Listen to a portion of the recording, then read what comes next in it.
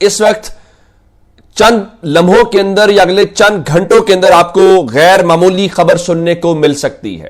اس کی وجہ یہ ہے کہ اس وقت جو لوگ انڈین اسٹیبلشمنٹ کی زبان بول رہے ہیں، خاص کر جو انڈین میڈیا کے اندر لوگ ہیں، وہ آج صبح سویرے سے ہی کچھ کہہ رہے ہیں، اور ان کے وہ فیک اکاؤنٹس جہاں سے وہ پاکستان کے بارے میں جعلی جھوٹی خبریں پھیلانے کی کوشش کر رہے ہیں، وہاں سے آج صبح سویرے تقریباً 1 منٹ کے اوپر، یعنی آپ یوں سمجھیے کہ ودن 10 منٹ سارے ان اکاؤنٹ سے ٹویٹس ہوئے ہیں، جس کا مطلب یہ ہے کہ وہ کچھ کر رہے ہیں یا ان کی مطابق آج ایفرٹ ہوتی دکھائی دے رہی ہے. گوگے اس بات کو اب کافی گھنٹے ہو گئے ہیں.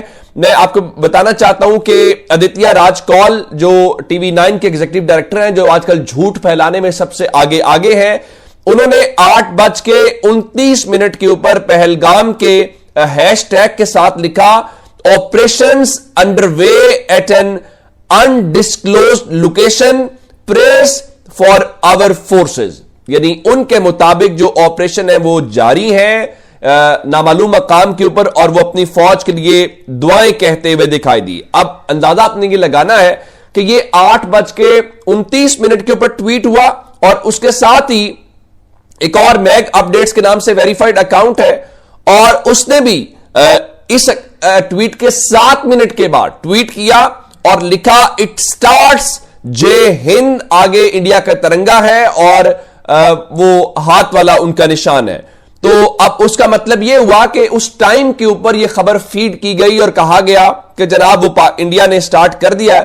تو بالکل ہمیں اس بات کی کیا فکر ہے کہ آپ نے سٹارٹ کر دیا ہے. میں نے آپ کو کل بتایا تھا کہ پاکستان نے انڈیا کا ڈرون مار گرایا ہے، اور اب سے تھوڑی دیر پہلے پاکستان کے ٹی وی چینلز پہ آج خبر آئی ہے، اور آج جو ہے ہم نے تو آپ کو رات کو ایون اس کا وہ جو ملبہ تھا اس کی تصویر بھی دکھا دی تھی کہ بھائی یہ ہے وہ.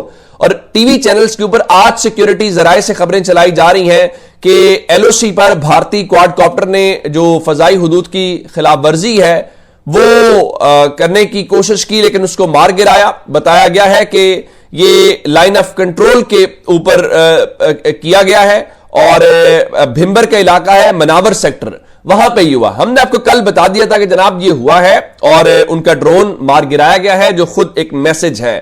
اچھا، اب اس بات کے اوپر ایک چیز اور بتانا چاہتا ہوں کہ مسلسل 5ویں رات انڈیا پاکستان کے درمیان فائرنگ کا تبادلہ ہوا ہے لائن آف کنٹرول کے اوپر، اور رات کو کپواڑہ اور جو بارامولہ کے ڈسٹرکٹس ہیں اور اس کے علاوہ جو اخنور کا سیکٹر ہے وہاں پہ انڈیا کی جانب سے اشتعال انگیزی کی کوشش کی گئی ہے. اب انڈیا یہ کام کر خود رہا ہے، یعنی یہ فائرنگ کر کے جو پاکستان اور انڈیا کے درمیان سیز فائر کا معاہدہ ہے اس کو وہ ختم کر رہا ہے. لیکن ان کی جانب سے، ان کی فوج کی جانب سے جو روزانہ کی بنیاد کے اوپر سٹیٹمنٹ جاری کی جاتی ہے، اس میں یہی کیا جاتا ہے جی پاکستان نے چھوٹے ہتھیاروں کے ساتھ فائرنگ کی ہے تو ہم نے اس کو رسپونڈ کیا. حالانکہ اس کا حقیقت سے تعلق نہیں ہے. پاکستان ایسا کیوں کرے گا؟ مسلسل 5ویں دن انہوں نے یہ حرکت کی ہے. لیکن اب ایک اور ڈیولپمنٹ جو ہے میں بتانا چاہتا ہوں. پہلے کیا کہتے ہیں کہ میں 48 جو مقامات ہیں ان کی خبر دے دیتا ہوں، جو اس کے بعد دیگر چیزیں جو ہیں وہ بتا لیتے ہیں، خاص کر جو سوات کو لے کے چائنیز طیاروں کے حوالے سے ہیں.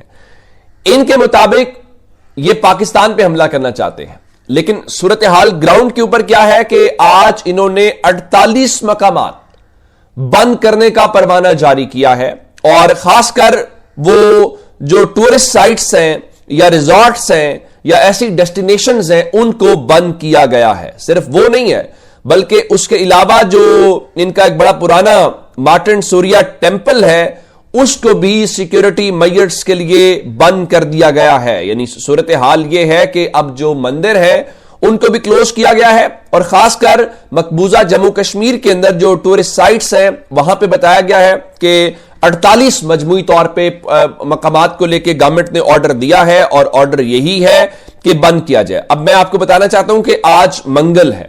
پچھلے منگل کو پہلگام کا انہوں نے ڈرامہ کیا. آج 7 دن ہو گئے ہیں اور ابھی تک آپ ایک شخص کو آئیڈینٹیفائی نہیں کر پائے کہ یہ حملہ کرنے والا ہے، یا آپ کے مطابق 4 لوگ وہاں فائرنگ کرنے والے تھے. آپ ان 4 میں سے کسی ایک شخص کو بھی پکڑ نہیں سکے، اور الزام کس کے اوپر لگا رہے ہیں؟ پاکستان کے اوپر لگا رہے ہیں. تو اب اس حوالے سے کیا کہتے ہیں کہ اس ساری چیز کو دیکھتے ہوئے اس سے اندازہ آپ لگائیے کہ ان کی چیزیں کیا ہیں اور یہ دھمکیاں کیا دے رہے ہیں.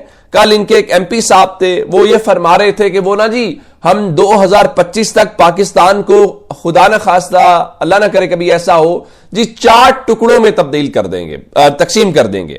تو اب میں آپ کو صرف جو ہے ایک چیز آپ کو بتانا چاہتا ہوں, وہ یہ ہے کہ ہم بچپن سے یہ سنتے آئے ہیں کہ یہ انڈیا یہ کر دے گا, انڈیا کا فلاں سال تک یہ پلان ہے.